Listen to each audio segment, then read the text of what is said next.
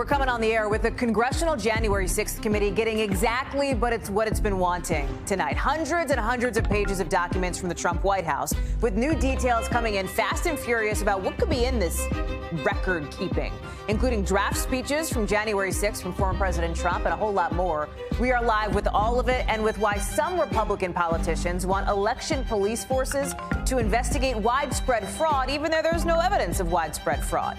Some opponents worried it'll simply be intimidation. Plus, breaking as we're coming on the air, the markets just closing with their worst week since the pandemic crash. Yikes. We're going to talk about what it means for your money coming up. We've also got more on the military's new move to help states slammed by COVID and the new ruling late this afternoon on one of the president's vaccine mandates. Plus, Secretary of State Blinken heading home with no done deal on stopping a Russian invasion of Ukraine, what he did do, and our breakdown of how this international standoff could affect what you pay for gas in just a bit. We've also got tonight's original, anger and grief after the death of a Kansas teen restrained in a detention center, ruled a homicide, but the DA now says no charges. We'll tell you why later in the show. Hey, I'm Hallie, and we're coming on the air with the reporting just into us late this afternoon that could have a really big effect on the congressional investigation into the attack on our democracy, the January 6th riot. That's because we now know the National Archives has turned over something like 700 pages of documents from the Trump White House to that committee investigating the insurrection. And this is a big deal because these are the receipts, right? The committee's been talking to a lot of people, but this is the first big drop of actual records that it's getting in black and white about what went down with the former president and his team right around the time of the riot. The committee was looking for stuff like the draft text of former President Trump's speech from January 6th, proposed talking points for the press secretary related to the 2020 election, and a specific handwritten note from Mark Meadows' files, among others. I want to bring in Leanne Caldwell, who's with us now. So, Leanne, the Supreme Court said only about 48 hours ago these documents should be released, even though Mr. Trump's team wanted to keep them secret. Here we are. Explain what the committee hopes is in them, as, by the way, they got a lot of reading to do. They're going through all of it as we speak. They have a lot of reading to do, Hallie, and what they hope is in it, what they think is in it, they've laid it out a little bit in some court filings released earlier this year that says there's handwritten notes from the former chief of staff, there's draft executive orders, there's presidential calendars, there's talking points for the press secretary about the elections and January 6th. And this is just the things that they know are in these documents when they asked for them. And they got that information, presumably, from all of the interviews they've done with the people who are cooperating with the committee. And we know that number is a lot. We know it's more than 350 as of about a week ago, so it's probably closer to 400 now. And so, yeah, they have a lot of reading to do, and there could be more documents that they ask for from the National Archives. Talk about this significance, right? How potentially problematic could this be for the former president as this committee does this investigation? It could be huge. We know the former president was trying to block this information, citing executive privilege. And what the committee is doing is they're trying to figure out everyone's role in this, but especially the former president's. And now they have things that he has written or people close to him have written. They have perhaps what he was thinking, things that we didn't know about, because we saw what we heard what the president said around then. We saw his tweets, but we don't know the things that were on the cutting room floor. And a lot of that could be in these archived documents, Hallie. Just because the committee gets to see these documents, right, Leanne, doesn't mean like you and I don't get our eyeballs on them right away here. That's not how this thing works. No, not yet. And the chair of the committee, Benny Thompson, says that these documents will come out, and aides to the committee say that they will. Probably not until the committee is done with its work, when they release some sort of report or however they make their case to the American public. But eventually, the stuff that's not classified, we're probably going to get to see, Hallie. Leanne Caldwell, live for us on Capitol Hill with all that developing news. Again, right as we were coming on the air, scrambling a rundown here. Leanne, thank you. Something else that's developing as we're coming on the air. We've just learned that the Biden administration now is trying to ramp up its COVID response, with the military sending in more nurses, doctors, military respiratory specialists to 5 states: Missouri, New Jersey, Ohio, Rhode Island, Texas, Navajo Nation too. That's after the administration rolled out this hotline for people to call to get free at-home tests. That's along with the website. But listen, that's actually really helpful for people who may not have internet, who don't have good access to Wi-Fi, right? That's the number, 1-800-232-0233. But we also learned in the last few hours about a setback. A Texas judge blocking the president's federal employee vaccine mandate. Remember, there were a few of these mandates that were out there. The Supreme Court recently struck down a separate test or vax requirement for big businesses, right? Businesses that had a lot of employees. That got scrapped. Now, a judge is blocking this one for the Fed employees. Let me bring in Hallie for more on all this. So, Carol, look, a lot of headlines to get in here, too, right? Let me start with one of the pieces that's developing late. A number of members of the military were already deployed to several states as the administration was looking to use every tool in their toolbox to get a handle on this Omicron surge. You got free masks coming out. You know, the president has acknowledged, yeah, the timing wasn't awesome, but at least we're here now. Talk me through big picture, what you're hearing from sources at the White House about how this is getting handled. Look, I think talking to people at the White House, the sense, Hallie, is that they feel like they have their arms around this a little bit better and more than they did a few weeks ago. Now, some of that may be obvious because they were under a ton of pressure, and so they scrambled to do a bunch of things, some of which you just ran through, and there's new movement on some old things, such as the military going to hospitals. But they feel like they're in a better position. You heard the president say this week he has a plan that they're going to execute it. Now, we've heard that before, so we'll have to see how this goes. But they feel like they have a better grip on things, and that they're getting tests out there, they're getting masks out there. And the thing, though, that they don't know, and some of the president's health advisors spoke to this today, is what's next. That's and right. It feels like every time we're in one of these peaks and one of these waves that there's something around the corner that they didn't think of. And so we saw that with Omicron. It was testing, right? They focused so much on vaccine. And so they don't know what exactly is next. One thing that they are hopeful for instance, is to get the vaccine for kids under 5 years old. At the same time, they don't know how many parents are actually going to do that. So they're not leaning into that as much as something that'll be a little bit of a game changer, as we have seen them with previous vaccines. So they feel better, but they still don't know what's really ahead. It's a position that I think a lot of people across the country feel like they're in, right? Like, what does come down the pike next? You've also got this judge's ruling today on this piece of the vaccine mandate that President Biden wanted for federal workers, basically saying, no, effectively temporarily blocking enforcement of that. The White House, correct me if I'm wrong here, Carol, feels like they're giving it a little bit of a brush off because they're like, hey, 98% of federal workers already got the shot. Yeah, and it was sort of happening as she was speaking, but the White House press secretary, Jen Psaki, basically said, okay, and we'll see, but we think the vaccine works, and sort of pivoted to saying that it's something that people should get, that they need to get.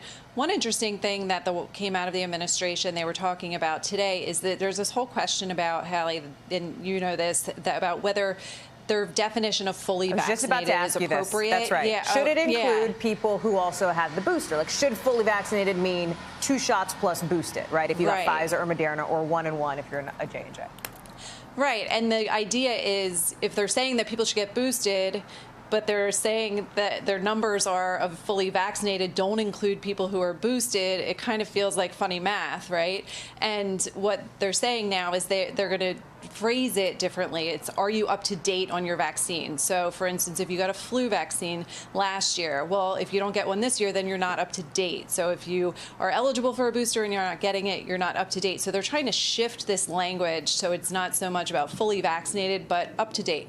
Interesting stuff. Carol Lee, live for us there outside the White House. Happy Friday, Carol. Thanks for being with us. You too. Have a great weekend. Thank you. We got a lot more to get to, including that high-stakes meeting between the U.S. Secretary of State, Tony Blinken, and his Russian counterpart in Geneva. Why did he go there? He's hoping to get everybody to calm down just a little bit, right? With this very big concern that Russia could be on the brink of war, poised to invade Ukraine. He's continuing to try to clean up a little bit around what we heard from President Biden earlier this week, right? Remember when the president said a minor incursion, in his words, might not draw fierce consequences? The president walked that back pretty immediately, as we talked about on this show, saying, no, anything that Russia does to cross the line is going to draw severe consequences. And that's what we heard Secretary Blinken reaffirm now, that any Russian invasion of Ukraine would be met with that united response. The Russian foreign minister, Sergei Lavrov, he's like, hey, we have no intention of invading Ukraine. He has said that all along. Very few people buy that, right? So what came out of this whole discussion? Watch. We anticipate that we will be able to share with Russia our concerns and ideas in more detail and in writing next week. We didn't expect any major breakthroughs to happen today, but I believe we are now on a clearer path in terms of understanding each other's concerns, each other's positions. Let's see what the next days bring. I want to bring in our own Andrea Mitchell, who is in Geneva. She is live there, was there when Secretary Blinken was there. We're so glad that you're staying up super late for us tonight, Andrea. Thank you. And what's interesting here is we heard Secretary Blinken kind of call this a frank and substantive meeting. The Russians called it useful. What are you hearing from your sources in and around the State Department on this? Well, we just, in fact, had a briefing by two senior State Department officials flying home, and they briefed our colleagues on the plane, the Blinken plane, getting back to Andrews. They're getting back sometime tonight. And the bottom line is they're saying it was, useful. Okay. But they're emphasizing that this whole business about the paper that, Lavrov is demanding, we want a written explanation, Hallie. We want a written explanation of, what you're saying in response to Vladimir Putin's proposal of, several weeks ago, that NATO, reverse its expansion, something that just is not going to happen. It's a non-starter. It ain't going to happen, to use the vernacular. And so now, on this flight home, the two officials kept referring to it as a non-paper. They're going to work on it this weekend, work on the answers. In a virtual, well, some may be actually up there at Camp David with the president who just got it to Camp David, and some by video. And so there's going to be this, high-level national security meeting at Camp David where, they're going to focus on how to respond. And then they will deliver a non-paper diplomatically to the Russians. And they will propose what they've been saying all along, which is, yeah, we'll talk about missiles, because we had no intention of putting, nuclear weapons in Ukraine. They're not a NATO member. They don't get nukes. They don't qualify. In fact, Ukraine, by the way, which you've been complaining about, is not going to become a member of NATO anytime soon, but we're not going to concede that you can veto the membership by anyone, because that's up to the 30 members of NATO to reach that decision by consensus. So they're going to give them a response which is going to lay out where the U.S., can work together on building confidence, on building trust, on military exercises, notifying each other so there were no surprises, avoiding, unnecessary or accidental conflicts that could turn into something really huge between these two superpowers over Ukraine. But they're not going to give Lavrov what he wants. And so I would suspect that Lavrov and the Russians, led by Putin, will then blow up. There'll be more meetings. We might be back here, they said, at the foreign minister level. And then eventually they are talking about a summit. The stakes from that, having gone through this round before with Putin and Blinken meeting. But a lot of what he was doing today was cleanup. As you know, you've referred to the president's comments, that marathon news conference, and a lot of what he was doing today was claiming that there is Allied unity. And in fact, there isn't Allied unity. And the president was acknowledging, the reality that every one of these big allies, France, Germany in particular, everyone probably except the UK, have slightly different interests involved. Their geography is different than ours, and their background with NATO, but they're all being briefed. Sort of quickly here, Andrea, this is a tough question to get to quickly, but I have to ask it. When it comes to the diplomatic off-ramp, whatever it is, it has to position Russia to almost save face here, right? I mean, it feels like that's the quandary that U.S. officials are facing right now on this. That's such a good question, Hallie, because that's exactly why experts that we talk to and the President of the United States himself said he doesn't know what alternative there is now for Putin, because as Admiral, I'm sorry, as the Admiral James Stavridis, probably, who talked to him on your show today. Admiral James Stavridis, yes, and we've been up for several days here, but without any sleep. But in any case, as Admiral Stavridis said to me earlier today, Hallie, he's painted himself into a corner, and that's why you're exactly right. How does he get out of this? He's got these truths, and what Blinken said to me to a question today was, until he de-escalates, we're not getting out of this crisis. Yeah. And right now, he's escalating. He's increasing the threat level. Andrea Mitchell, the bionic woman who has been up for 72 hours straight. Girl, please, we're thrilled to have you. Thank you for staying up late for us there live in Geneva. We so appreciate you, Andrea. Thanks. So right now, we've been talking about this, right? This Russian military force that's assembled on the Ukrainian border. It is a big military force. And if Russia invades, it could mean possible war, lives lost, and international crisis, not to mention a piece of this that we haven't talked about much, the economic impact. It could even affect how much you pay for gas here at home. Why? It's not a super simple answer, so here's the breakdown. Inflation is up, and so is the price you pay for gas. The national average, $3.32, with oil prices the highest they've been in 7 years. And if Russia invades Ukraine, it would mean a ripple effect economically felt by people around the world. First, there's the immediate fear that a military fight would threaten energy infrastructure in the region. Remember, Russia is the second biggest oil producer on Earth behind the United States, and a lot of the natural gas it exports flows to Europe through Ukraine. Second, if Russia does move into Ukraine with troops, the U.S. could hit back with tough sanctions on the Russian economy, as President Biden foreshadowed just this week. But it's going to be heavy. It's going to be real. It's going to be consequential. That, in turn, could trigger Russian President Vladimir Putin to hit back by cutting off supplies of natural gas to Europe and cutting back on how much oil it exports. Europe relies on Russia for about 35% of its natural gas. So if they're strapped on that, they may turn to oil, and more demand with less supply could spike oil prices everywhere. Experts think maybe up to $100 a barrel, a surge that would trickle down to your gas pump and your wallet. If there was such a spike, analysts think the Biden administration would probably respond by releasing more barrels from its reserves, and U.S. companies could crank up production, but it still might take a while before gas prices would level off. Something to watch there. As we talk about your money, we got to talk about this breaking news coming out of Wall Street. As the markets closed, really right as we were getting ready for the show, they closed with their worst week since 2020, since the pandemic crash. Remember that?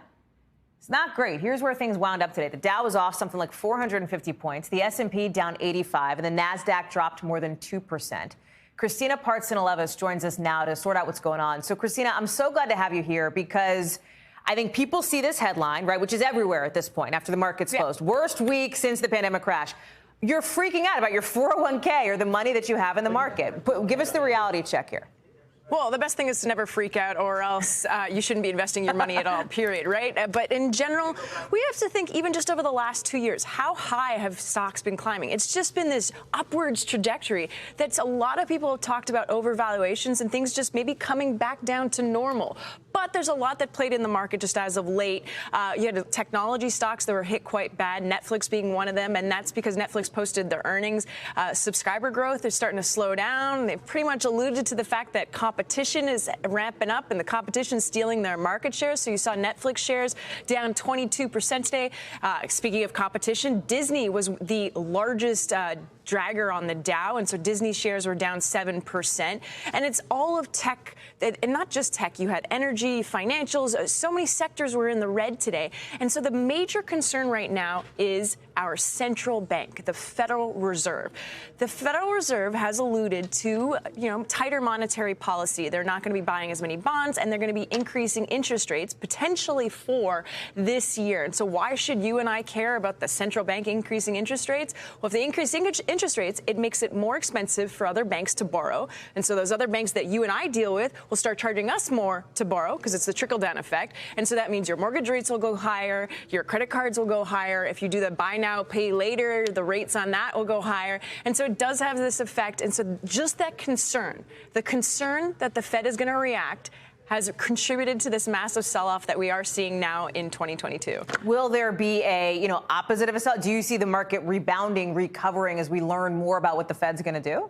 Well, the Fed, they have a meeting next Wednesday, right? So a lot of people are going to be, listening to see if they're going to have this. They use these words like hawkish tone, all this. You don't need to know any of all that. What you need to know is that if they go ahead and they say, markets have not been, markets are bad, but it's more about inflation. So if inflation is starting to cool down, then maybe they don't need to react as harshly with those 4 rate hikes. Instead, maybe they can just put 1 or 2 just because rates have been low for so long. But a lot of it has to do with inflation, so we're going to start to listen and really pay attention to the words. People just, focus in on every single word that the Fed mentions during their meetings, and so that'll be definitely one avenue, inflation. Can I just say, Love that you made this so easy to understand. Thank you. I'm not a finance geek. I love you and our friends at CNBC. It's not my jam, but like this is, I get it now. I get it now, Christina. Thank you. I hope so. And it happens all too often where people use jargon, and I was taught at a very young age, if I can't explain it in simpler terms, then, you know, you're preaching to you don't want to do that. The ethos. You are jamming with the vibe of the show. So can I just say also, I totally botched your last name. It's Christina Partsenevelos, correct? Yes, that's perfect. Thank you. I'm sorry about that. I was tripped up at the top. God, you know, all good. I get it my whole life. Yeah, it's long. I appreciate you coming on. Thank you so much, Christina. Thank you. Thanks. We're going to keep an eye on what the markets do, of course, next week when they reopen and futures this weekend. But as we talk about the weekend, we're also looking at people who are feeling the freeze. Frigid temperatures from Georgia to the Carolinas. They're looking at the possibility of an ice storm, ice that could bring down trees, knock out power. The coast of the Carolinas could get the brunt of this thing, maybe a ½ an inch possible all the way up through tomorrow morning. We're looking for that overnight. You've got both North and South Carolina that have declared states of emergency ahead of this mix of snow and sleet and ice that started overnight.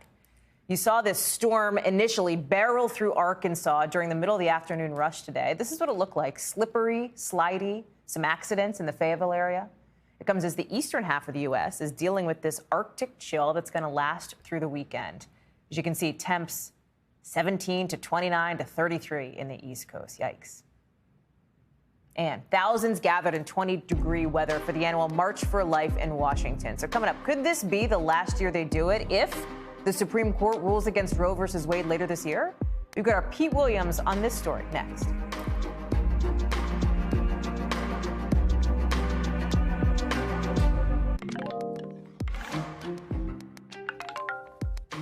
Today here in Washington, you saw a lot of opponents of abortion rights for the annual March for Life, with tomorrow marking the 49th anniversary of that milestone Roe versus Wade Supreme Court decision protecting abortion rights.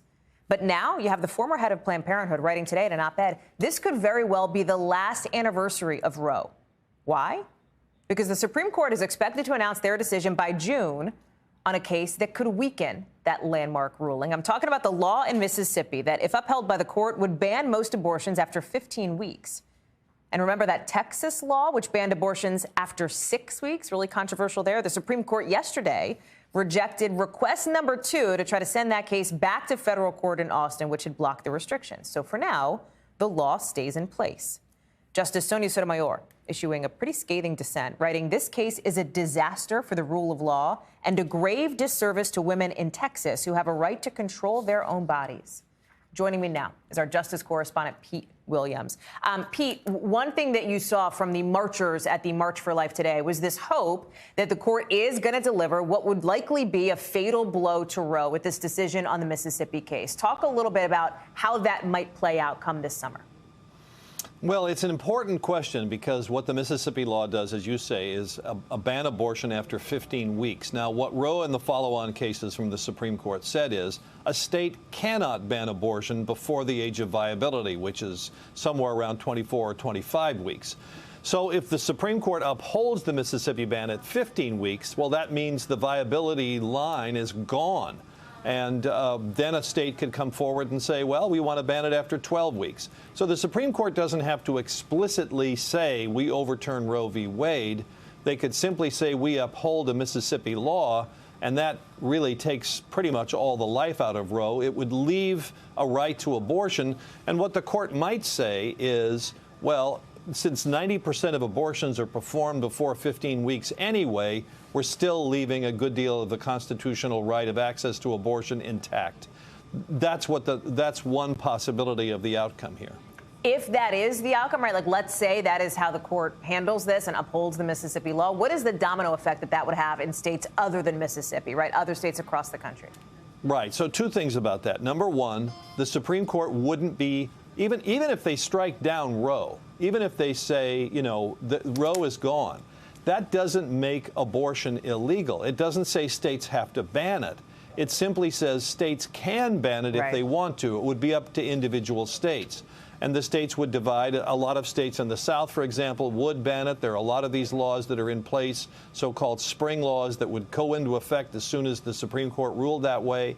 But then I think what you would see is a number of states saying, okay, well, if we can ban it after 15 weeks, then why can't we ban it after 14, 13, 12, 11, and so forth? And, you'd probably have a series of cases like that trying to decide, well, where is that line then? If it's not viability, where is the line where you still have some constitutional right to abortion that has some meaning?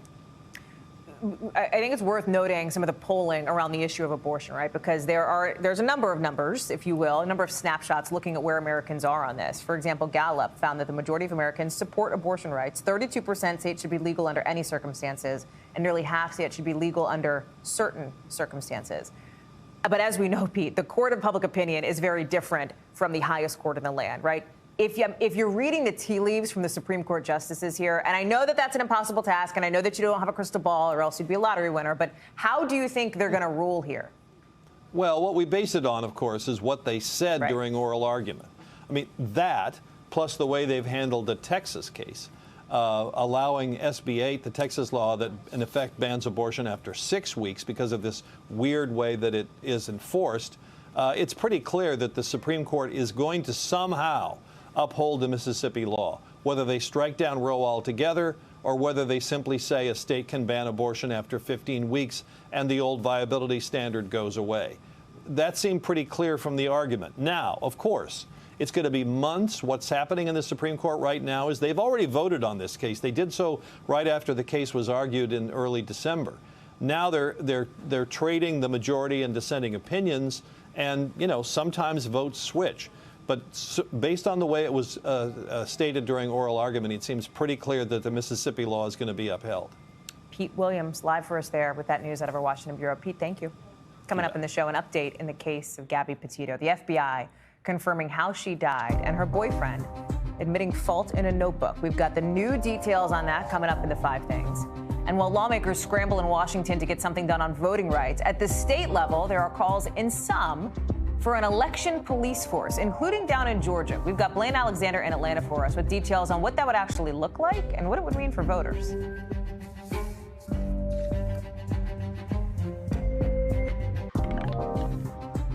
China's going hard right now with its COVID restrictions. So what does this mean for the Winter Olympics just a couple weeks away? Janice Mackey-Freyer is up late for us in Beijing in just a second. But first, let's get you over to the 5 things our team thinks you should know about tonight. Number 1. The FBI is just releasing its final report on the death of Gabby Petito, with new details that show Brian Laundrie, her boyfriend at the time, confessed to murdering her in a notebook before taking his own life. Laundrie died from a self-inflicted gunshot injury. He shot himself in October after a weeks-long manhunt. Number 2, a 10-day strike against the Kroger-owned grocery chain King Soopers ended today, finally in Colorado. Workers say they've reached a tentative agreement. They're ready to get back to their jobs. More than 8,000 of them were striking for better pay, better health benefits, and tougher safety measures. Number 3, Peloton CEO says, wait a second, the company is not actually stopping production of its bikes and treadmills. That's even with that report that we shared with you yesterday that they were, in fact, halting or pausing due to low demand. In a note to employees, John Foley said there will be a reset in production levels, so read into that what you will. Number 4, a new study says kids can overcome peanut allergies if they're treated at an early enough age. Researchers gave groups of toddlers different amounts of peanut protein powder, and most of them were able to build up a tolerance. It's not a cure, but it seems to be working in kids with milder allergies. So moms with little kids, listen to that one. Number 5, the entertainment world. Mourning the loss of 2 big stars today, rock singer Meat Loaf and comedian Louis Anderson. Grammy-winning Meat Loaf is best known for his 1977 debut album, Bat Outta Hell, one of the best sellers of all time. And the Emmy Award-winning Anderson created the animated series Life with Louie and co-starred on the FX show Baskets. Meat Loaf was 74 years old. Louis Anderson was 68. A Texas man is under arrest today on charges he threatened the lives of Georgia state elections officials. Chad Stark, according to this indictment, posted a message on Craigslist just one day before the Capitol riot, calling on others to, quote, put a bullet in at least 2 state employees and Georgia state judges. It's the first criminal case. This is the first arrest that's brought by this brand new election threats task force by the Department of Justice. They created this after a whole bunch of threats to election workers after the 2020 election. And a Republican running for governor in Georgia is now calling for a new election police force. We're talking about former Senator David Perdue. And he's not alone, by the way. Arizona and Florida also want to put together some kind of election police unit. Perdue, who you might remember lost his seat to John Ossoff in 2020, tweeted about his proposal, saying he wants the police to, quote, investigate election crimes and fraud and arrest those who commit these offenses. But remember, there is no evidence of widespread voter fraud. And in fact, Georgia was one of several states in 2020 that former President Trump, Perdue, other Republicans accused of election fraud. It was not proven. There were multiple recounts, multiple hand counts on that front as well, multiple legal challenges in that and other states that were dismissed without merit. I want to bring in Blaine Alexander in Atlanta to talk about this. Blaine, this is an interesting sort of new push from some of these Republicans in these states, because these election police units, if they happen, would be unprecedented. And as at least one commentator has framed this, in some ways, it's a solution in search of a problem, because there is no evidence of widespread voter fraud. Absolutely. In fact, some people that I've talked to have kind of echoed that same sentiment. You know, I think that it is fair to say that there are certainly a lot of political undertones to this. You know, when you talk about David Perdue, he's not currently an elected official. He's a former senator. He's running for governor. But in order to kind of understand the political implications here, you have to understand just all of the backstory to this. He's running for governor. He is the hand-picked candidate by former President Trump to challenge the current Republican governor, Brian Kemp. And of course, the former president turned on Kemp, who was once an ally. They were once very close politically. Well, he turned on him after the Georgia governor refused to overturn the election results here and upheld them, which of course meant that President Biden won the state of Georgia. So all of that, taking all of that into account, you now have this proposal that's being made by the candidate who's trying to unseat this governor. Now, David Perdue says that it would make elections more secure. It would make Georgians more secure and confident in the elections. But again, Hallie, you cannot say it enough. There is no evidence of widespread voter fraud. That's something that Raffensperger, the Republican Secretary of State, said at the time. That's something that the governor has said. And I do also think it's important to note that the Secretary of State's office actually has about 24 investigators already that he oversees. These are sworn officers, people with arrest power. Now, they're not devoted solely to elections, but when it comes around to election time, you know, they certainly will be involved in that process if there is anything, in fact, to investigate. Hallie. Okay, you're in Georgia. This is what's happening in Georgia, but we've got to talk about what's happening in Florida, too, because the governor there, Ron DeSantis, has called for something very similar, right? He actually is already in office, right? He is the governor there. So there is, I think, more teeth behind that potential proposal. And as you lay out, you know, there is a political sheen to a call like this, too, with, you know, voting rights advocates really concerned, as you point out, about the potential for intimidation. Absolutely. Not only is he already the governor, he's actually already made the proposal to the state legislature asking for several $1 million to make this whole thing happen. Republicans say that elections can always be safer. That's kind of the repeated, echoed response that we've heard in these different states where we either have elected officials or, you know, legislative bodies that are putting laws in place. They always say that they can be more secure. But again, you hear these advocates who say that something like this could amount to voter intimidation. That's one of the big concerns that we're hearing around this as well, Hallie. And I should point out, Blaine, too, listen, it's not just like me and you and people in the media who say there is no evidence of widespread voter fraud. That is based on experts and academics who have studied this and looked at this in elections, you know, not just this past election, but multiple elections over the years. And officials and sources that I've talked to and people who actually run these elections in these states make the same point. That's something that the Secretary of State stood on. That's something that his people in his office have said over and over again. So something that they really are standing on this, Hallie. Blaine Alexander, live for us there in Atlanta. Blaine, on a rainy Friday night, go inside, post up. Thank you for bringing us that story. We appreciate it. So have you heard about this? The U.S. and China are fighting over flying. The U.S. canceling 44 flights to China operated by Chinese airlines after China canceled some U.S. flights because of COVID concerns. China's taking COVID really seriously with the Olympics just a couple weeks from today. You know their goal, we've talked about it here on the show, zero COVID. So far, it seemed to have worked. Since the start of it, they've only reported a little over 118,000 cases. Of course, that's only what we're officially hearing from China. Who knows what the real number is? Here in the U.S., we've had more than 68 million cases. China's been trying to put these really tight restrictions on, and they're still doing it, right? More outrage this week as Hong Kong announced they'd be euthanizing thousands of hamsters and other small animals again because of COVID concerns. Janice Mackey-Freyer has been on the story. She is up late for us in Beijing now. And Janice, you know, there are constantly, it feels like, new developments coming out of China as we look ahead to the Olympics and their efforts to try to keep the country locked down. They have not changed their strategy. Other nations have tried to figure out how do we, you know, in some ways manage this pandemic. China continues to try to enforce this zero COVID policy. Well, the playbook really hasn't changed since the early days of the pandemic, Hallie. They've handled every outbreak with the same set of tools: lockdowns, mass testing, centralized quarantine, travel restrictions, rigorous contact tracing. The list goes on. It's how they have been able to keep the number of cases low.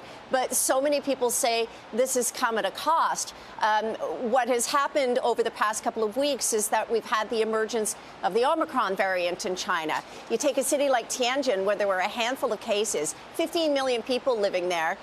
The city almost completely locked down, mass testing, and officials there talking about, in war terms, of building a moat and being the moat around Beijing so that they can protect the capital at all costs. And that's the other thing that's accompanied this zero COVID strategy, Hallie, is that there's always been a more stringent set of rules around Beijing. It's the capital, and they want to do everything they can to protect it. That's the official mandate.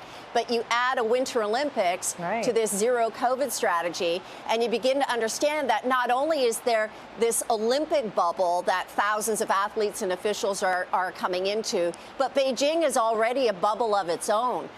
There are a whole host of travel restrictions and other rules that govern just this city, not a city, let's say, like Shanghai. And there are travel restrictions now because there have been cases in Beijing. So anybody wanting to travel within China, this is domestic travel, runs the real risk of having to do centralized quarantine when they get there because they're coming from Beijing. So it would be like going from Washington to Chicago and then having to hole up in a government facility for 2 weeks before you could go outside. You know, you talk about how there's this policy. You've got the Winter Olympics coming up in 2 weeks. You also have Lunar New Year celebrations coming up very soon, I think at the start of February, right? Can you talk a little bit? You know, Janice, you live there, you work there. This is, you know, your home. What's the mood like from people there at this time that's supposed to be celebratory, but that there is, I think, a sense where people might be on edge?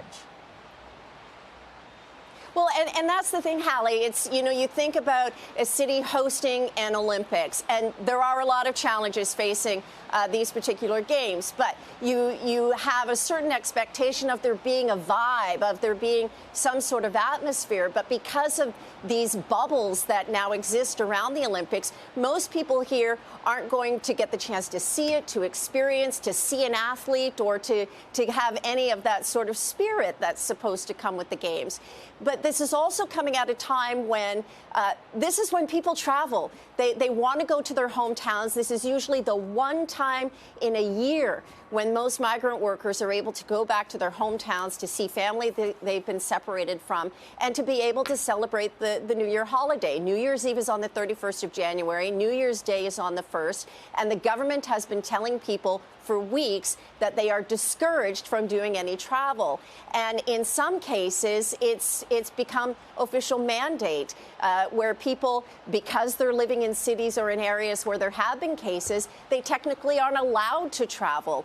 There are travel bans to leave Beijing. There are travel bans to come back to Beijing. And this is happening in cities around the country. So what you have are people who are not only worried about the spread of the virus and getting sick and getting pulled into the medical system here, but you also have people who are now fearful of going anywhere because they don't want to get stuck, they don't want to get into quarantine, and they also don't want to run into a situation where if they have traveled home to see their family, where they're not allowed to come back to Beijing and they run the risk of losing their jobs. Janice Mackey-Freyer, it is really great to be able to have your perspective on the ground there. Thank you so much. Really appreciate you being on the show. Again, have a great weekend. Thanks, Hallie.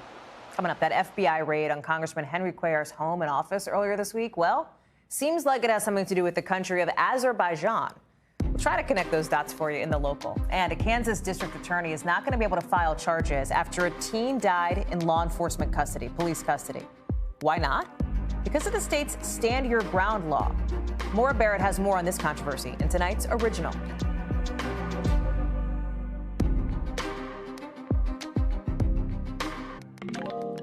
NBC News covers hundreds of stories each and every day. And because you couldn't possibly read or watch or listen to them all, our bureau teams have done it for you. This is what they tell us is going down in their regions in a segment we call The Local. From our Midwest Bureau, Kyle Rittenhouse is asking a court to return the rifle he used to kill 2 protesters in Kenosha, Wisconsin in 2020. Why? His attorney says he wants to destroy the gun so no one can use it to celebrate the shootings. The 19-year-old was found not guilty on all charges related to the death back in November. From our Southeast Bureau, officials say the FBI raid on Texas Congressman Henry Cuellar's home and campaign office earlier this week is somehow tied to Azerbaijan. The investigation's also looking into a group of U.S. businessmen with ties to the country. It's not clear what exactly Cuellar is connected to here, but the FBI says he's cooperating. And from our Northeast Bureau, New York City Mayor Eric Adams is having to pull a shift in semantics to keep a promise he made. He said he would take his first 3 paychecks in crypto. But a federal law says even the mayor has to take his pay in old-fashioned dollar bills. So he'll be taking his checks and then converting them into Bitcoin and Ethereum. I want to bring you now today's original with in-depth reporting on a topic we've been keeping an eye about. And for this one, we're focusing on somebody named Cedric Lofton. He's a black teenager who died late last year while in custody. The moment, the 30 minutes of what happened here, captured by Bodycam, footage that was released this week. The DA involved in the case says stand your ground laws, where you can use force in self-defense, usually intended to protect civilians, is the reason why he can't bring charges against the officers or the staff at the detention center where this all went down. Our Maura Barrett took a look at this for us. We should warn you, some of the video you're about to see, you will find disturbing. The autopsy report indicates a homicide, but no criminal charges will be filed. 17-year-old Cedric Lofton died in custody at a Kansas juvenile detention center. This body cam video, newly released by police, shows officers taking Lofton into custody after being called to a house in Wichita. Lofton's foster father said the teen was having a mental breakdown, according to the county's autopsy report. We're here to help you. Why are you fighting us? The officers originally planned to take Lofton to a behavioral health unit. Stop! Do not do it again! Knee me in the face. You're about to go to actual jail. But when he became aggressive, officers put him in a wrap restraint and rerouted to the juvenile detention center. Once there, officers laid him in the prone position, face down, to remove the restraint. Yes, we can lay him face down so that we can get The released footage ends here. But according to the autopsy report, there was an altercation between Lofton and staff members at the detention center. We don't see this on video, but the autopsy says staff then restrained the teen with handcuffs and put him face down in the prone position again. Then the video picks back up. Lofton no longer had a pulse, and staff are seen performing CPR. Lofton pronounced dead at the hospital 2 days later. The autopsy citing cause of death, complications of cardiopulmonary arrest sustained after physical struggle. We spoke with Lofton's family attorney. The Lofton family is devastated. You've got a 17-year-old unarmed black teenager, and while suffering a mental health crisis, is taken into custody. The DA's report citing the stand your ground law. What are the legal grounds typically for the stand your ground argument, and how does it apply here? All stand your ground does is create a force bubble around somebody as they walk around in the world, so that if they're lawfully standing somewhere and they're attacked, they don't have a duty to retreat before using force. In this case, you have a juvenile being detained. Now, they have to use force in order to detain him. And if he's being aggressive and allegedly attacking them, then they, lawfully being where they are, would have the right to use force to restrain him or eventually subdue him. Subdued, in Lofton's case, ultimately resulted in unconsciousness. The family's attorney taking particular issue with the fact Lofton was unarmed and that this case surrounds a mental health call. He was not posing a threat to the officials, and they put him in a deadly prone position for several minutes. Cedric was having some type of mental health breakdown, and while in the care and custody of officials that are supposed to protect individuals, these officials literally took Cedric Lofton's breath away. We reached out to the DA to ask for clarity about the homicide indication in the autopsy and his decision not to charge. He told us in an email, the determination that the manner of death was homicide does not reflect a legal determination on the part of the pathologist regarding the viability of criminal charges. He referred us to this section of his report about his determination for stand your ground, which reads that Cedric continued to resist for some 30 minutes meant the staff could continue to lawfully apply restraint. This argument is interpreted differently state by state. It could be that stand your ground has outlived its usefulness, especially given that we're a society that turns quickly to violence in a snap. So, Maura, what is the future of Stand Your Ground, right? Can you tell us a little bit more about the DA's decision-making here and the DA sort of leaning on this?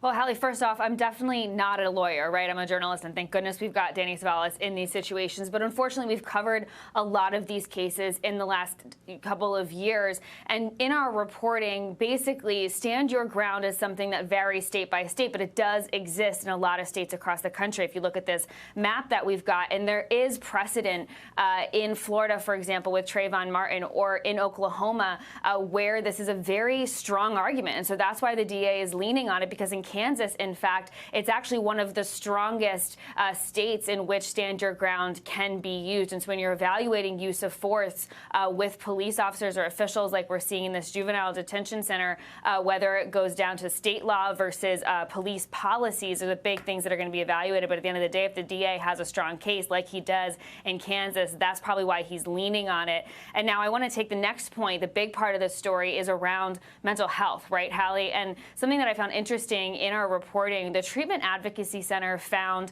that people that have untreated history of mental illness are 16 times more likely to be killed by police in a police encounter, not by police, excuse me, than a normal civilian or any other civilian who might be stopped by law enforcement. And so this situation specifically really lends to the conversation we've been having in the last year or so about how, or if at all, police should be responding to mental health situations. Hallie. Maura Barrett, thank you so much for that reporting for us here tonight on the show. Thank you.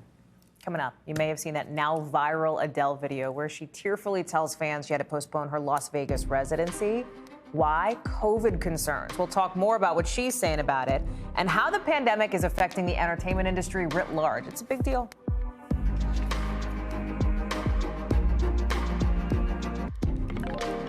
A lot of people have been looking forward to Adele's residency in Las Vegas, right? Supposed to start this weekend.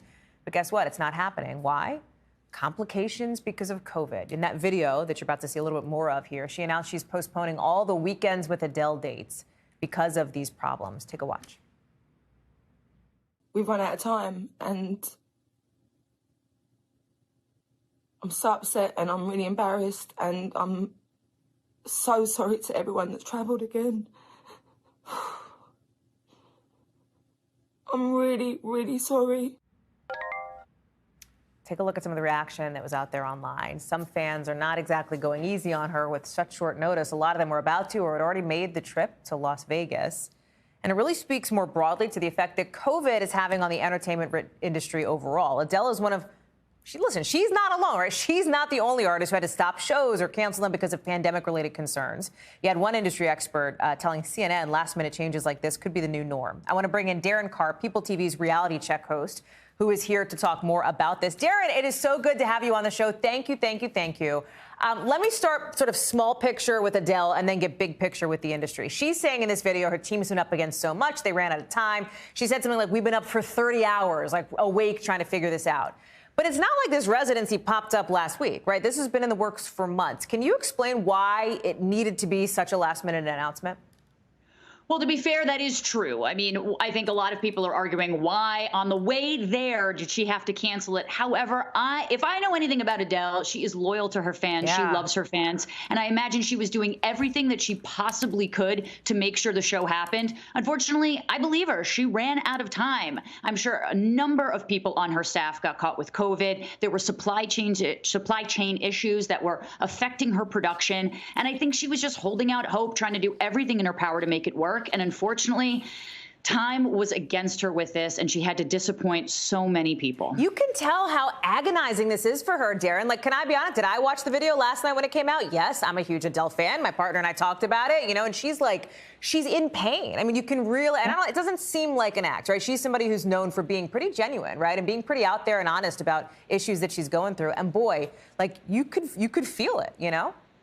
Well, she is such an emotive person. I mean, every album that she writes is straight from the heart. I mean, this is why people are obsessed with her, is because she's so vulnerable. She's willing to go there. This video, I absolutely believe her. She's so upset. She even said she was embarrassed, which for a lot of people, she didn't have to do that. She didn't have to say this. I mean, safety is her #1 priority for her fans, for her production, everyone at Caesar's Palace who was going to do this. Yeah. She was clearly disappointed. She loves performing. These are real tears. Can you bring it up to the big picture now, right? Because she is like, it's not like she's on an island. She's not the only one. You had the Grammys that got moved to April. Billy Joel canceled a concert. I think Harry Styles canceled a couple shows overseas, all because of this Omicron surge. Can you talk a little bit, like, how big of it, you cover this industry, how big of a deal is this? And do folks that you talk to see this ending, like all this COVID craziness sometime the next few months if the Omicron surge does start to dwindle? Well, Hallie, from your lips to God's ears, I mean, I think we're all kind of hoping it goes from a pandemic to an endemic. But of course, COVID and Omicron specifically, just because it is so contagious, has really affected not just entertainment, but every industry as a whole. But this is an unprecedented moment. I mean, we've said it before and we'll say it again. It's kind of this watershed moment of what happens during a pandemic. None of us have really been alive for something like this to happen before. And safety is always going to be the #1 concern, because God forbid on the other stretch of that, what happens. And so I think we're really taking it day by day. We are hoping in the weeks that these things change. Obviously, variants kind of come into question, but everything has a timeline to this, and we're just hoping that the entertainment industry can get back on track sooner rather than later. Darren Karp, it is great to have your, expert eyes and ears on the show with us, breaking this down. Thank you so much. Happy Friday. Really appreciate you being on. And thanks Happy to all Friday. of you for watching. Have a great Friday yourselves. It's happy hour. Go have a good weekend. We'll see you back here on Monday, same time, same place. Coverage picks up right now.